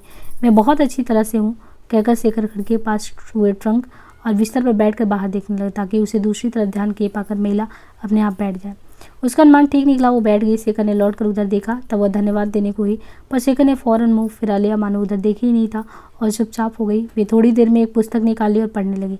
शेखर भी अपनी पाठशाला में पहुंच गया, लेकिन फौरन ही वो चौंक गया। कुछ दूर पर खड़ा हुआ एक अधगोरा, जिसे शेखर ने अपने पास की सीट पर इसलिए बैठने नहीं दिया था कि वह 2-3 आदमियों को धक्का देकर भीतर घुसा था और एक उसने गाली भी दी थी, अब उस महिला को वहाँ बैठा देखकर बड़बड़ा रहा था। वह शेखर कि अपनी सीट छोड़ देने पर अपनी गंदी गोराशाही भाषा में टीका करा था। शेखर ने देखा कि टीका सुनकर उस महिला का चेहरा तमतमा उठा है, लेकिन वह किताब के पीछे छिपकर अनसुनी कर देना चाहती है। शेखर ने भी गोराशाही यद्यपि बहुत हल्के रंग की भाषा का आसरा लेकर उठते उठते कहा, शट अप यू कैट। वह आग में ईंधन हुआ। अधगोरा और भी बकने लगा। शेखर ने आगे बढ़कर कहा, तो तुम्हें चुप कराना पड़ेगा, और एक जोर का घूसा जबड़े की बाई ओर मारा। उसने भी शेखर पर वार किया, लेकिन उसने छाती पर लेकर शेखर ने दूसरा घूसा थोड़ी पर मारा, जिसे उसका मुंह गाड़ी की छत का ध्यान कर उधर गिर गया धड़ाम से। गाड़ी की चाल धीमी हो गई। स्टेशन पर हो हल्ला सुनकर पुलिस आई, लेकिन स्टेशन पर जो पंजाबी सब इंस्पेक्टर था वह शेखर को जानता था। उसने कहानी सुनकर कहा, अच्छा किया आपने, 2 और लगानी चाहिए था बदमाश को, और गोरे को डिब्बे से उतारकर ट्रेन को जाने दिया। बात यहाँ समाप्त हो जानी चाहिए थी, लेकिन समस्या यहीं से शुरू हुई। शेखर को बैठने की जगह मिल गई थी। उस महिला का उतना परिचय भी हो गया था कि उसने अपना नाम बताया था और यह भी बताया था कि वह अमुक स्कूल में अध्यापिका है, और शेखर ने कहा था कि वह वहीं पास ही रहता है। उसके बाद दोनों चुप हो गए और वह अध्यापिका फिर पढ़ने में लग गई। शेखर ने चाहा था कि फिर अपने विचारों में लीन हो जाए, लेकिन अब वह देख रहा था कि लोग विचित्र सी सहमी हुई दृष्टि उसकी ओर देख रहे थे, कि कई भाषाओं में धीमे स्वर में उसकी आलोचना हो रही थी। कहीं एक कह रहा है कि यह पंजाबी मद्रासी वेश में होने के कारण शेखर का पंजाबीपन तक दिखा नहीं था, और इस सब देखने और आलोचना में किसी को ये भी नहीं लगा था कि शेखर ने साधारण औचित्य निभाया, जो उस महिला को बिठा दिया और उस गोरे की बकवास को बंद करा दी। कुछ की दृष्टि में वह एक धूर्त है जो एक छोटी सी बात के सारे उस महिला से संबंध जोड़ना चाहता है। कुछ के लिए वह एक मूर्ख नौजवान है जो आजकल की पढ़ी लिखी चरित्रहीन औरतों के चंगुल में फंस कर रहेगा। कुछ के लिए शेखर और स्त्री दोनों ही नीचे और अपने कपटपूर्ण व्यवहार से कोई जघन्य अपराध छिपाना चाहते हैं। यह सब उनकी बातों में नहीं, लेकिन उनकी इशारों आंखों में यही सब पता चल रहा है। शेखर मुड़कर सिर खिड़की से बाहर निकाल लेता है। बादलों से ओझल पहाड़ी हवा उसके तपे हुए कानों के पास से सनसनाती हुई निकल जाती है। वह सोचने लगता है कि क्या बात है, इस तरह के नैतिक अविश्वास उसने अब तक जाना ही नहीं। पाप उसने बहुत जगह देखे हैं, किया भी है, लेकिन पाप ही मानो कि हर एक प्रेरणा का मूल है। ऐसा भयानक संदेह, ऐसा असंदिग्ध अविश्वास वह अपने हृदय में नहीं जमा सका। समझ में नहीं आता कि ऐसा करके कोई कैसे जी सकता है जिसके हृदय की नाड़ियों में कीड़े कुलबुला रहे हो। वह शांत कैसे रख सकता है। पुरुष और स्त्री का संबंध इस घातक अविश्वास के रूप में शेखर के सामने पहली बार आया। आज उसने देखा कि संसार के कष्ट के प्रश्न से भी बड़ा यह संसार के अविश्वास का प्रश्न है। यह बड़ी भारी समस्या है जो मानव मात्र ने उसे व्यक्ति में केंद्रित कर दी है, जिस शेखर ने अब तक सिर्फ सहारे के रूप में जाना है नारी में, और इस विचारे से उसका दम ऐसा घुटने लगा कि जैसे उसे नासपुटों में फेफड़ों में कीड़े घुसे जा रहे हो। शेखर की समिति के सामने उसके उद्देश्य धीरे धीरे कुछ अधिक स्पष्ट होने लगे। नौजवानों में जितना गंभीर असंतोष और परिवर्तनशीलता जगाने की जरूरत है, उतना ही स्त्रियों में भी जगाना चाहिए। इस पुरुष प्रधान सभ्यता का अपनी संपूर्णता में संतोष तोड़ना होगा। उसका यह औचित्य का दावा झूठा कर दिखावा होगा, तभी हमें आगे बढ़ने का मार्ग मिलेगा। यह नारी मात्र में अविश्वास, नारीत्व को ही पापात्मा मानने का संगठित षड्यंत्र नष्ट करना होगा। पौरुष के मद में पागल हमारे दार्शनिक और समीक्षक कहते हैं, तो कहते हैं कि यहाँ पे कि पौरुष के मद में पागल हमारे दार्शनिक और समीक्षक कहते हैं स्त्री को पापमयी दुरावि प्रेरणा समझना रोमांटिक युग की देन है। जब पुरानी रूढ़ियों में हमारा विश्वास टूटने लगता है, पुराना धर्म, पुराना ज्ञान, पुराना दैवी विधान हमें अपने नए विधान के कारण अपर्याप्त और झूठा लगने लगता है, जब हमें पहले पहले मालूम होता है कि अब तक सुव्यवस्थित जान पड़ने वाले विश्व में कुछ अव्यवस्थित भी ठीक भी था, तब हम उसे पाप कहते हैं। लेकिन जब हमें वही मधुर भी लगता है, आकर्षित भी करता है, तब हम रोमांटिक बनकर आकर्षण का अनौचित्य छिपाते हैं। हम कहते हैं सौंदर्य में आकर्षण है, वह हमें बांध लेता है, उसमें पढ़कर हम नियति के गुलाम हो जाते हैं और हमें गड्ढे में ढकेल देता है। और सौंदर्य का सर्वोत्तम, सर्वश्रेष्ठ, सर्वशक्तिमान प्रतीक नारी नहीं तो क्या है। इसलिए नारी मूल पाप भावना है, महामाया है, पतन है, और इस प्रकार हम अपने में संतुष्ट रहते हैं और संगठित अविश्वास की दीवार खड़ी करते हैं, और एक दीवार हमें तोड़नी होगी। शेखर बोलता है, सदाशिव कभी कभी दाद देता है, नहीं तो चुप रहता है। उसकी चुप में शेखर अपना सहयोगी पहचान लेता है। देवदास हंस देता है, पर जो काम सुपुर्द है लगन से करता है। केवल राघवन का उत्साह कुछ घट रहा है। समिति के उद्देश्य जो साफ होते जाते उसके मेंबर भी बढ़ रहे हैं, क्योंकि उन्हें कोई सुस्पष्ट सिद्धांत चाहिए जिसके अग्नियान में वे अपनी अपनी डोंगियां बांधे और समाज के समुद्र के पार घसीटते चले। लेकिन उससे काम कुछ अधिक नहीं अच्छा होने लगा। ऐसा नहीं जान पड़ता, बल्कि विरोधियों को अब विरोध के लिए कोई और भी बात मिलना आसान हो गया। फिर भी अनेक तरह के जल जंजाल काटता हुआ, काला धुआं उगलता हुआ अग्नियान चला ही जा रहा था। उसका कप्तान शेखर सदाशिव जैसे सहकारी पाकर अपने को धन्य मानता। शेखर और उसके साथियों को एक दिन एकाएक ही नामकरण हो गया एंटीगोनम क्लब। यानी जो शेखर थे और उनके जो क्लब के साथी थे उनका नाम कर दिया गया एंटीगोनम क्लब। बात ये हुई कि समिति बहस मुआवजे के बाद धीरे धीरे इस नतीजे पर पहुंच गई थी कि उनका युवक समाज स्त्रियों के प्रति वही भाव रखे जो एक आदरणीय अतिथि के प्रति रखा जाता है। वे रहें कुछ अपरिचित ही, लेकिन सम्मान पाए, कष्ट में सहायता पाए, विपत्ति में संरक्षण, और इतना सब होते हुए भी स्वाधीन रहे, किसी तरह उनके प्रति बाधित ना हो। अपनी ओर से शेखर ने यह भी तय कर लिया कि वह विवाह नहीं करेगा, उसकी बात भी नहीं सोचेगा। इस निश्चय पर पहुंचने के बाद ही उसने हॉस्टल की एक ओर लगी हुई बेल के नीचे एक छोटी सी मीटिंग सी की थी और उसमें अपने विचार प्रकट किए थे। जब तक अविवाहित रहने और स्त्रियों के प्रति दुरस्थ भाव का यत्न करने की बात आई, तब तक श्रोता उब गए थे और एक एक दो दो करके वहां से चल पड़े। केवल उसके तीनों मित्र में शेखर फिर भी कहे जा रहा था। आप देखिए, हमारे साहित्य में, कहानी में, उपन्यास में, नाटक में, मंच में और पट पर सब जगह आप यही पाएंगे कि लेखक नैतिकता का प्रपंच खड़ा करता है। नरक की यातनाएं भोगती हुई लड़कियां लंबी लंबी सुनने में खूब बढ़िया स्पीचें देकर बताती कि पतिव्रत के लिए मर जाएंगी, क्योंकि प्रतिव्रत ही उनकी सबसे बड़ी संपत्ति, सबसे बड़ा धर्म, जिसके लिए सैकड़ों मर गई हैं, सैकड़ों सती हो गई हैं और जौहर करके भस्म हो गई हैं, सैकड़ों हाथियों के पैर तले रौंदी गई हैं। और पुरुष जो है वो दर्शकों के लिए पुरुषों द्वारा तैयार की गई मारिशिका है। अपनी बढ़ाई और अपनी महत्ता के दर में मदमत बेवकूफ़ पुरुष रान देखता है, सुनता है, पढ़ता और झूम उठता है। कहानी या नाटक की नायिका का यह प्रतिव्रत क्या है? यह एक गुलामी है, चाहे सहर्ष से स्वीकार की हुई गुलामी, जिसके द्वारा वह अपने को पति की यानी दर्शक की पुरुष जाति के और इस प्रकार अंततः दर्शक के अधीन रहती है, क्योंकि अपने पुरुषत्व के कारण दर्शक ही प्रतिनिधि रूप में वह पति है और नायिका की दारुण यातनाओं का वह विभत्स दिग्दर्शन सब उसी के लिए, उसके व्यक्तिगत अहंकार की पुष्टि के लिए। यही पतन है, यही सबसे बड़ा पाप। यह एक मौलिक अपराध को बनाए रखने और अमर करने के लिए एक विराट षड्यंत्र पुरुष के अधिकार को बनाए रखने के लिए। सदस्य उन्हें बीच में ही लेकिन बिना विरोध के कहा, पर स्त्री इससे स्वीकार तो कर लेती है। हम ठोकरे मारकर स्वीकृति ले लेते हैं, तभी स्त्रियों के बनाए हुए साहित्य में वह शांति नहीं आती। वे लिखती हैं तो पुरुष के आदर्श में अपने को बात कर, तभी उनका लिखा हुआ झूठ और बेजान होता है, सुंदर चाहे हो कागज के बने हुए फूल की तरह। लेकिन कहकर सदाशिव मानो कुछ सोचने लगा। देवदास ने कहा, भाई तुम्हारी बात तो जीना मुश्किल कर देगी। हर वक्त हर बात में हम आदर्श खोजने बैठेंगे तो काम कैसे चलेगा? और कहीं कभी कोई स्त्री तुमसे कुछ बात पूछ बैठेगी, तुम जवाब भी नहीं दे पाओगे। यही सोचते रहोगे कि कहीं जवाब में पुरुष का दर्प तो नहीं आ जाएगा। मैं कहता हूँ तुम 5 मिनट में उल्लू बन जाओगे। राह चलना ये मुश्किल है। तो उसमें जो क्लब के मेंबर हैं तो बोल रहे हैं कि ये जो रास्ता हम अख्तियार करें वो इतना सरल नहीं है। शेखर बेल के हाथ से पकड़ कर बैठा। देवदास की बातें सुनकर थोड़ा सा मुस्कुराया, फिर गंभीर होकर बोला, तो उल्लू बनने से डर क्यों? कुछ करना है तो उल्लू बनना ही होगा। हमें चाहिए उसी में अभिमान कर सकें। अपन अभिमान वैसे ही धारण करेंगे जैसे ये बेल नारक तो फूलों को। कहकर उसने फूलों की एक गुच्छा तोड़कर चुप बैठे राघवन के बटन में खोस दिया।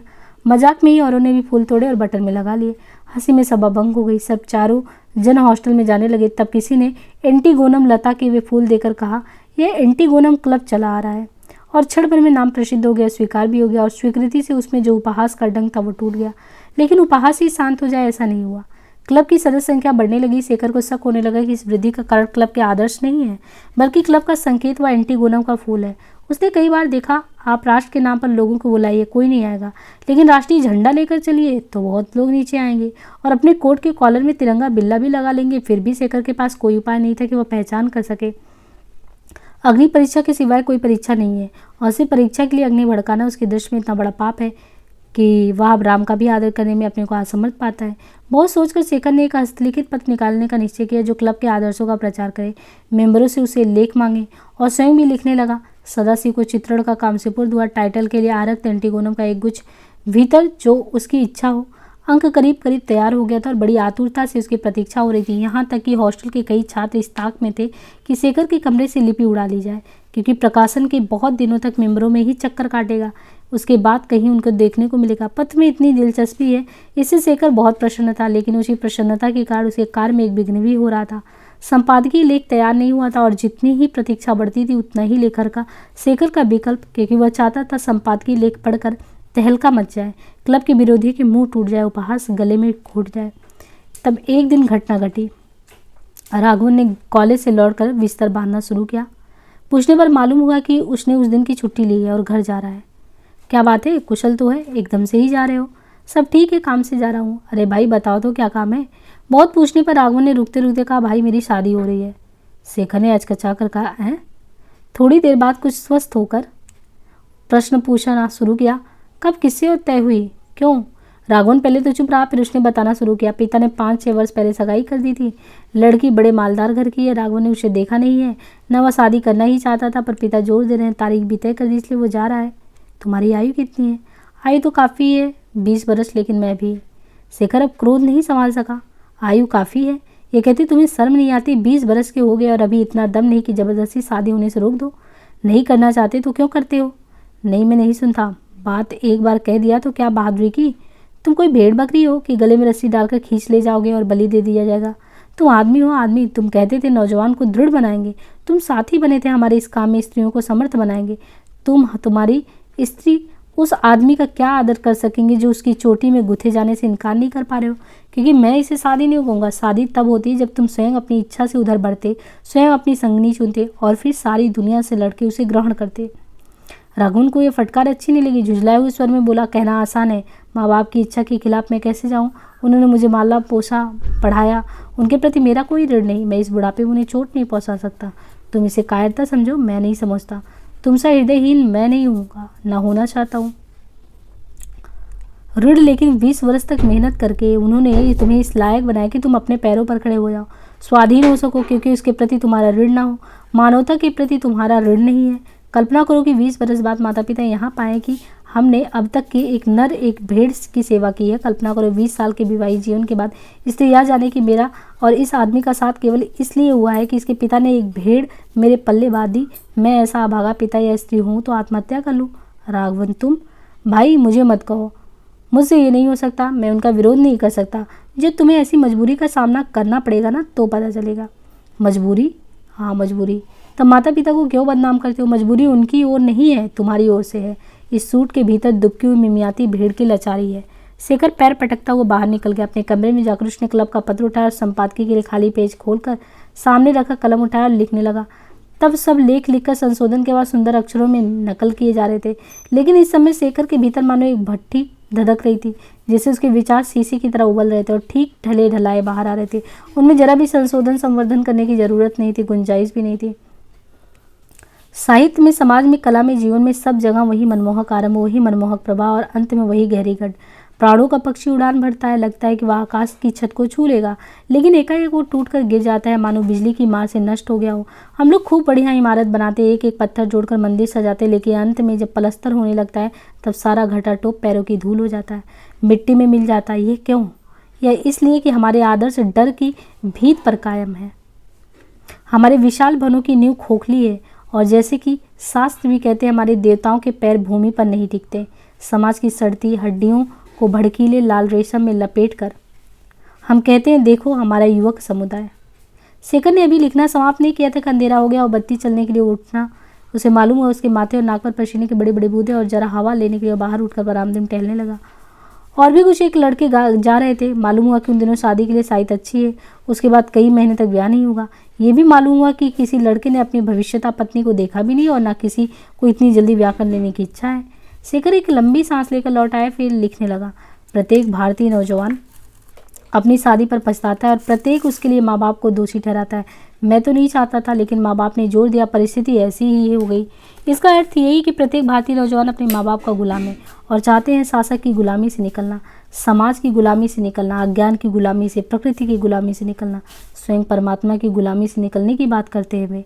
वे जो जीवन के अंधकूप में खचाखच भरे हुए हैं और जो अपने ऊपर कुटुंब रूपी ढक्कन देकर उस अंधकूप को और भी अंधेरा और प्राणघातक बना रहे हैं। कलम में स्याही चूक गई, लेकिन संपादकीय भी समाप्त हो गया था। उसकी आखिरी पंक्तियों को सूखती हुई कलम से किसी प्रकार घसीटकर शेखर ने कलम रख दी। तब एक क्षण के लिए उसे एकाएक लगा कि वो अकेला है और एक सखा चाहता है। उसने मेज पर अपने खुले हुए संपादकीय लेख पर सिर टेक दिए और एक बड़ी लंबी सांस ली। फिर वह उठा, कोट की जेब से कुछ पैसे निकालकर जेब में डाले और हॉस्टल की सीढ़ियां उतर आए। नीचे कॉमन रूम के बाहर 2-3 लड़कों के बीच सदाशिव खड़ा था। उससे शेखर ने कहा, एंटीगोनम प्रकाशित हो गया है, मेरी मेज पर रखा है, ले लो। और इस समाचार से जागे हुए कौतूहल को न देखते हुए बाहर निकल गया। एंटीगोनम की उस बहुप्रदा बेल से उसने फूलों का एक गुच्छा तोड़ा और फिर समुद्र की ओर चल दिया। शेखर ने देखा कि वह बेवकूफ़ है, और सिर्फ हॉस्टल ही नहीं, सारी क्लास और सारा कॉलेज इस बात को जानता है कि वह बेवकूफ़ है। कॉलेज में वह एक क्लास से दूसरी क्लास में जाता है तो उसे लगता है कि आने जाने वाली सब लोगों की आंखें उसी पर हैं और उन सब आंखों में उपहास है। क्या उस एंटीगोनम के फूल के कारण? लेकिन वह तो बहुत से लड़के लगाते हैं, उन पर कोई नहीं हंसता। मानो लोग जानते हैं कि एंटीगोनम फूल चाहे हो किसी के बटन में लगा, वह शेखर के ही कारण है। और सब लोग क्लब की बात भी जानते हैं, उसके पत्र की भी बात सभी जानते हैं। कुछ ऊंची क्लासों के लड़के जो दूसरे कॉलेज से आते हैं, वे तक उसकी ओर देखकर मुस्कुराते हैं और उनकी मुस्कुराहट में शेखर को दिख जाता है कि वे भी उसकी बेवकूफ़ी जानते हैं। कभी कभी कोई आवाज़ भी कसता है, ब्रह्मचारी जी, वह प्रोफेसर साहब जा रहे हैं। कभी 2-4 लड़के साथ चल रहे होते तो एक सुनाकर कहता है, यार तुम सब तो भेड़े हो भेड़े, और बाकी भेड़ों की तरह मिमियाने लगते हो। शेखर दुख और ग्लानि से भरकर सोचता है, इन लोगों को मुझसे कब का बैर है, मैं बेवकूफ़ हूँ सही, ये लोग जानते भी हैं सही, लेकिन ये लोग हर समय उसकी याद क्यों दिलाते हैं, जबकि मैं भूलता नहीं हूँ। और वह अपने पीड़ित अभिमान को छिपाने के लिए और भी तनकर चलता। उसके बटन में एंटीगोनम का फूल मानो और भी आरक्त चमक उठता। और तब शेखर देखता है कि कॉलेज में पढ़ने वाली लड़कियां भी शायद उसका उपहास कर रही हैं, लेकिन उसमें उसे दुख नहीं है, एक जलन होती है। पुरुष उसे बेवकूफ़ समझकर हंसे, यह बात उसकी समझ में आती थी क्योंकि वह उनके अधिकारों का खंडन करता था। लेकिन ये लड़कियां वे अपनी आज़ादी का आदर नहीं करती तो क्या उसकी सद्भावना के प्रति क्षमा भाव भी नहीं रख सकती? कभी वह सोचता, पुरुषों ने ही उन्हें इतना कमीना बना दिया है कि उदारता उनमें रही ही नहीं है। लेकिन न जाने क्यों उसे लगता है कि यह तर्क झूठ है। कमीनापन भले ही पुरुष ने पैदा किया हो, लेकिन यह उपहास वृत्ति उनकी स्वाभाविक है। और यह उससे नहीं होता था कि नारी में, भारत की उस नारी में जिसमें यह भविष्य की आशा देखता था, उस प्रकार की मौलिक कठोरता हो, वे उसे घृणा करे या उसे स्वीकार था या नहीं। लेकिन एक दिन उसके सहपाठी ने कहा, भाई सोची तुमने दूर की। शेखर ने छेड़ बिस्मिल से कहा, क्या? यही सब सुधार उधार की बातें, शादी ना करना, औरतों से दूर रहना वगैरह वगैरह। क्या मतलब? हाँ भाई, गजब की चाल, आखिर बात क्या है? शेखर कुछ खींचकर बोला, अरे भाई, एक हम है कि कोई कभी हमारी तरफ देखता भी नहीं, तरस के रह जाते। एक तुम हो कि हर वक्त तुम्हारी चर्चा रहती है, कॉलेज भर की लड़कियां तुम्हारी राह देखती हैं और कला की लड़कियां तो तुम पर मरती हैं। शेखर ने कुछ खींच कर कहा और काफ़ी सा विस्मित होकर, तुम एक ही बेवकूफ़ निकले। अरे उनसे कैसे मुझ जैसे आदमी में दिलचस्पी होगी? मैं तो उनके पास नहीं फटकता भी नहीं। अजी रहने दो, बहुत बनो मत। क्या लड़कियां उन लोगों को पसंद करती है जो उनके पीछे जूते चाटते हैं? वैसे लोगों की तो परवाह नहीं करती, वे जानती हैं कि तो बेदाम के गुलाम है। उन्हें वह आदमी पसंद होता है जिसे जीतने में शिकार का लुत्फ आए, कुछ खतरा हो, कुछ तकलीफ हो। तुमको किसी ने लड़की की छां के पास भी नहीं देखा। इससे जो लड़की अपनी किताबें तुम्हारी खोपड़ी पर लाद कर तुम्हें अपने पीछे पीछे घसीट सकेगी, वह अपने को रानी क्रिस्टीना से कम नहीं समझेगी। तुम निश्चय मानो तुम्हारी 5 की घी में। शेखर को एकदम क्रोध आ गया, लेकिन साथ ही उसे ये भी याद आया कि 3-4 दिन पहले क्लास की एक लड़की ने उसे पूछा था, समाज के बारे में आपके विचार क्या है? मैं एक निबंध लिखना चाहती हूँ उसके लिए। शेखर ने उत्तर दिया, मैं अपने लेख ला दूंगा, पढ़ लीजिएगा। लेकिन उसने जोर दिया था कि वो स्वयं शेखर से सुनना चाहती है। और तब शेखर ने लाइब्रेरी में बैठकर मेहनत और काफ़ी कष्ट से अपने विचारों से सुनाए थे और पढ़ने के लिए कुछ किताबें बताई थी। उसने बातें काफ़ी कड़वी कही थी और चलने पर यह देखकर हैरान हुआ था कि नमस्कार के साथ उसने इतनी मधुर हंसी क्यों मिली। अब याद आते हैं कि उसके हृदय एक संशय से भर गया कि कहीं सहपाठी की बात ठीक तो नहीं। उसने क्रोध में उसे कहा, तुम अपने गंदे विचार अपने पास रखो, समझे? मुझे इस सब बकवास से मतलब नहीं है। लेकिन उसका मन एक उद्वेग से भर गया कि लोग उसके विचारों को, देशों को ना देकर उसे ही देख रहे हैं। वह क्लास की लड़की से और भी बचने जहाँ तक हो सके ऐसे समय क्लास में आता कि कोई से बात ना कर पाए, और सबसे पहले उठकर पिछवाड़े से बाहर निकल जाता। अपनी ओर से ध्यान हटाने के लिए उसने एंटीगोनम का फूल लगाना भी छोड़ दिया। लेकिन उसे लगने लगा कि इसका असर उल्टा ही हुआ। जिस दिन वह पहले पहल बिना फूल लगाया आया, उस दिन उसने देखा बोर्ड पर 3-4 गुच्छे एंटीगोनम के टंगे हैं और सामने लड़की की बेंच पर 2-1 फूल किसी ने रख दिए हैं। दूसरे दिन किसी ने बोर्ड पर लिख दिया था, शेखर के फूल कहाँ हैं? अगली बेंच से पूछो। अगली बेंच पर लड़कियां बैठती हैं। उसने देखा कि उसका निस्तार कहीं नहीं है, कहीं भाग जाना चाहता है। कभी वह चाहता है कि किसी लड़की से पूछे, सब लड़कियों से पूछे वह क्या सोचती हैं, क्या चाहती हैं उससे। क्या सचमुच उनका वही विचार है जो लड़कियां अनुमान करते हैं, जो लड़कों के बोर्ड पर लिखे वाक्यों से ध्वनित होता है? फिर कभी उसे कभी उसे लगता है कि अगर सचमुच वही बात है तब तो वह पूछ कर और बेवकूफ़ ही बन जाएगा। यह सब परिणामहीन उलझन उसे खाने लगी। एक दिन उसने पाया कि वह कारण हर समय उन लड़कियों की बातें सोचता है, क्लास में कुछ पूछता है, प्रोफेसर के प्रश्न का उत्तर देता है तो अपने को इस ध्यान में लगा पाता है कि उसका असर उन पर क्या होगा। जिस दिन उसने पहल यह जाना, उस दिन वह कुछ देर के लिए स्तब्ध सा रह गया। क्या मैं सचमुच हार गया? क्या यह रोमांटिक विचार ठीक है? स्त्री नियति बनकर पुरुष को अनजाने अपना गुलाम बनाती है और उसके प्राण ले लेते हैं। वह नहीं मानेगा इसे। वह नियति का गुलाम नहीं है, उसका प्रतिद्वंदी है। वो उसी दम क्लास से उठकर बाहर चला गया। 2-3 घंटे बाहर भटकता रहा और अंत में मानो अभिभूत सा होकर समुद्र की ओर चल पड़ा। लेकिन उस दिन उसे समुद्र से भी सांत्वना नहीं मिली। तब वह लौटकर अपनी रात्रि पाठशाला में जा बैठा और बच्चों से बातें करने लगा। परीक्षा के दिन निकट आ रहे थे। शेखर को कॉलेज की तैयारी हुई, छुट्टी के लिए बंद होने वाला था और निश्चय हो गया था कि छुट्टियां होती ही रात्रि पाठशाला भी बंद कर दी जाए और कॉलेज दोबारा खुलने पर ही खुले। इस शीघ्र आने वाली 4 महीने की लंबी अवधि पर बालक कुछ खिन्न थे, इसलिए शेखर का स्वागत उन्होंने अधिक उत्साह से किया और शेखर थोड़ी देर के लिए नारी जाति को अपनी मुसीबतों का भूल गया। उन बच्चों के मध्य उसे लगा कि वह रक्षक है, समर्थ है। वो भूल गया कि वह एक भराक्रांत, थका हुआ और बेवकूफ़ शिकार है जिसके पीछे कई शिकारी लगे हैं। समुद्र के किनारे खुली धूप में दोपहर भरे नंगे बदन भटक कर शेखर शाम को घर लौटा। वह नहाने को गया था, पर नहाने पर ही उसकी अशांति दूर नहीं हुई। वह अपने कपड़े गंदे कंधे पर लाद कर तपती हुई रेत में भटका हुआ। जब उसका बदन धूप में जलकर श्याम पड़ने लगा तो उसने दोबारा नहाकर कपड़े पहन लिए। हॉस्टल की जीने पर चढ़ती उसने देखा उसके कमरे के बाहर रात्रि पाठशाला की उसकी क्लास के 2 लड़के खड़े। उसने जल्दी से पास जाकर पूछा, क्या है सांब? सांब से उन्हें चुपचाप एक लिफाफा उसकी ओर बढ़ा दिया। शेखर खोलकर पढ़ने लगा। बड़ी मेहनत से काट कर बनाए गए कार्ड पर बड़े बड़े अपड़ अक्षरों में लिखा था कि उसी रात्रि पाठशाला की छात्रियों की ओर से अध्यापकों की विदाई का जलसा होगा और उसमें अध्यापक चंद्रशेखर की भी प्रतीक्षा होगी। शेखर के हृदय की एक मीठी करुणा ने छुआ। उसने कहा, औरों को भी बुलाया है? जी हाँ, सबको बुलाया, पर अध्यापक सदाशिव के सिवाय बाकी नहीं आएंगे। क्यों? लड़कों ने उत्तर नहीं दिया।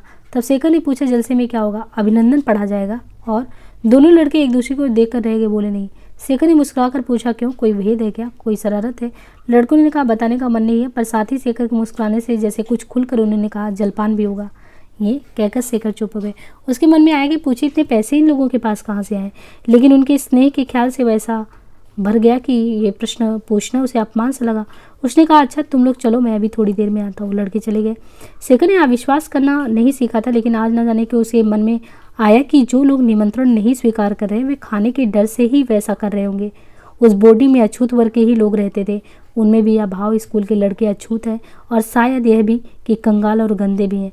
मन ही मन शेखर ने तय किया कि वह अगले वर्ष इन लोगों का सहयोग नहीं मांगेगा, बल्कि मिलने पर असहयोग अस्वीकार कर देगा।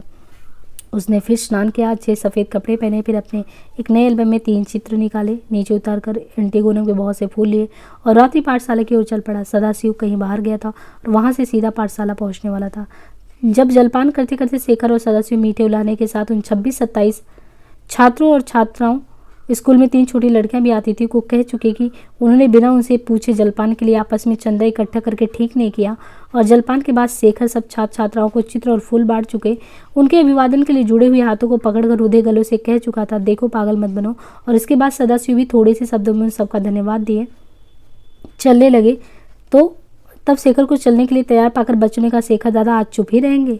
अध्यापक शेखर से शेखर दादा बनकर वह चुप नहीं रह सका, लेकिन बोलना तो पहले ही उसे असंभव हो रहा था। और फिर शेखर अक्षर ज्ञान कराने और थोड़ा बहुत काम चलाने लायक तमिल तो जानते थे, इतना कहाँ जानते थे कि अपने उस समय के भाव व्यक्त कर पाए, जिन्हें कि वह अपनी भाषा में भी नहीं कर सकते थे। लेकिन वह अपने पर जमी एकटक बोली आंखों से मन व संवेदन की एक नई भाषा सीखने लगे और वह हिंदी, अंग्रेजी, तमिल की विचित्र खिचड़ी बनाकर उनके मुँह से निकल पड़े। उन्होंने कहा, पहले मैं समझता था मैं आपकी सेवा करने आया हूँ, यह मेरी देन है, लेकिन आप लोगों ने मुझे सिखाया कि वह झूठ था। हम लोग अपनी घमंड में रहकर बूढ़े हो गए हैं, सूखे काठ की तरह अकड़ गए हैं। अब हमें आपसे विनय सीखना है, आपसे नरमाई पानी है, आपसे नया जीवन और नया यौवन पाना है। आज मैं आपकी ज़बान पर ये छोटे छोटे बिना अर्थ के अक्षर देखता हूँ जो हमें कायदे से आपको सिखाते हैं, लेकिन एक दिन ऐसा आएगा जब आपकी इसी ज़बान पर एक नई भाषा के शब्द होंगे जिनमें अर्थ होगा और ताकत होगी जो उथल पुथल मचा देगी और जाति और संप्रदाय को नाश कर देगी, एक नया धर्म पैदा करेगी जिसमें हम और आप भाई हो सकेंगे। आज वह दिन नहीं आया है तो इसलिए कि हमारे और आपके दिलों में वह नहीं है, लेकिन वह शीघ्र आएगा। शेखर ने अपने भारी होते हुए गले को जरा सा आराम देने के लिए चुपचाप जो चारों तरफ देखा कुछ लड़के उसकी बात समझ रहे थे, कुछ नहीं, लेकिन फिर भी स्नेह से उसकी ओर देख रहे थे। या देखकर उसके भीतर कुछ उमड़ आया। उसने सदाशिव को पुकारा, सदाशिव, मेरी बात ये नहीं समझ रहे हैं, तुम सुनो और मेरी ओर से अनुवाद कर देना। और फिर कहने लगा, जिन लोगों के साथ रहना और खाना मैंने स्वयं चुना, ये सभी अछूत है, आदर्शनीय है, लेकिन मैं आपसे कहता हूँ उनमें मैंने मित्र पाए हैं। उनमें कोई पूछता नहीं है, देखता नहीं है, उसके पास नहीं जाता है, इसलिए उनके दिल सच्चे हैं, ताजे हैं और आग से भरे हैं। उन लोगों से कोई बात नहीं करता, इसलिए उनमें अनुभूति और भी तीखी है। आप ही वे लोग हैं, आप ही मेरे संगी और स्नेही, आप ही मेरे कार्यक्षेत्र हैं और आप ही मेरी शक्ति। मैंने आपको अपनाया है, पहचाना है और उसमें मैं सुखी हूँ, लेकिन आप इसके लिए कृतज्ञ मत होइए। आप उस तरह अपने को छोटा मत बनाइए। मैं ब्राह्मण होकर आप लोगों को अपने साथ ले रहा हूँ, ऐसा भाव मुझ में नहीं है। मैं स्वयं आपके साथ आया हूँ, भीतर कहीं मैं भी अछूत हूँ, आपका भाई हूँ। मैंने अपने आपको दान नहीं किया, मैंने आपको पाया है। शेखर चुप हो गया। सदाशिव आगे आकर उसके वक्तव्य का अनुभव करने लगे और अनुवाद किए। लड़के उसे सुनने लगे। जो वयस्क थे वे कुछ करुणा से, स्नेह से शेखर की ओर देखने लगे। उनके पीछे शेखर ने देखा कि एक लड़का 2 हार लिए खड़ा है और एकाएक वह अभिभूत हो गया और हल से जोती हुई भूमि की तरह टूटा हुआ सा अनुभव करने लगा। सदाशिव की बात समाप्त करने से पहले वह उठा और तेजी से बाहर निकल गया। पीछे उसने अनुमान से जाना कि कुछ गड़बड़ फैली है, कुछ लोग उसे रोकने निकले हैं। वह भागा। भूलना गलत है, भूलना असंभव है। वह भराक्रांत है, थका हुआ है, बेवकूफ़ है और चारों तरफ से घिरा हुआ है। फिर समुद्र पर, लेकिन आज समुद्र जैसे उसे दिखता नहीं है। आज यह भीतर की घुमड़ती हुई घटा उसके क्षितिज पर है। उसे लीलने बढ़ती चली आ रही। वह लौटकर बोर्डिंग आया। 2 कपड़े, किताबें और तौलिया लपेटकर उसने गठरी बनाई और अड़ियान नदी पर पहुंचकर महाबलीपुर जाने वाली रात की नाव पर सवार हो गया। महाबलीपुर में एकांत समुद्र है, किनारे पर बहुत से मंदिर हैं, पीछे पोखरे हैं जिनमें कमल के पत्ते छाए होंगे। वहाँ शायद वह कुछ शांत हो सके, कुछ पढ़ सके, परीक्षा के लिए तैयार हो सके। गर्मी है, नाव के भीतर बैठना असंभव है। छत के ऊपर बैठने की जगह नहीं है, छत दोनों ऊपर का ढालू है। माजी कुछ ढलाव पर न जाने कैसे लेटे रहते हैं और सोए भी रहते हैं। यह देखकर शेखर भी जा लेटता है। बीच के ऊंचे स्थान पर बाहें अटकाकर वह लेट जाता है और किनारे तक वो देखता रहता है। चांद निकल रहा है। नाव की गति से नदी पर उठी हुई छोटी छोटी मछलियाँ चांदनी में चक्कर होकर पार हटे जाती हैं। नाव भी चांदनी में धुल सी गई है और आलोक में उसकी गति मानो शब्दहीन सी हो गई है। गर्मी के कारण मल्लाह भी चुप है। हॉस्टल के लड़के, कॉलेज की लड़कियां, शहर के लोग सब उसकी चेतना में से मिटने लगते हैं। उनके द्वारा पाए हुए आघात घाव इस स्वच्छ चांदनी में मैल की तरह जो है धुल जाते हैं। थकान उसे आती, बड़ी मीठी थकान मस्तिष्क पर भरा आ रहा है। उन स्कूलों के बच्चे से, उनकी मुग्ध दृष्टि इस मुग्ध चांदी से, और आज न जाने क्यों शारदा के ध्यान से भी शारदा को देखे 2 वर्ष हो गए। न जाने वहाँ है कहाँ। शेखर ने याद नहीं किया, लेकिन आज इतने दिनों बाद, इतनी कला और कटुता के बाद उसे एक स्वच्छ शांत स्नेह भरे क्षण में वह इस सारे रहस्य का हिस्सा बनकर आई है। तो आज इतना ही, बाकी नेक्स्ट पार्ट में करते हैं। धन्यवाद।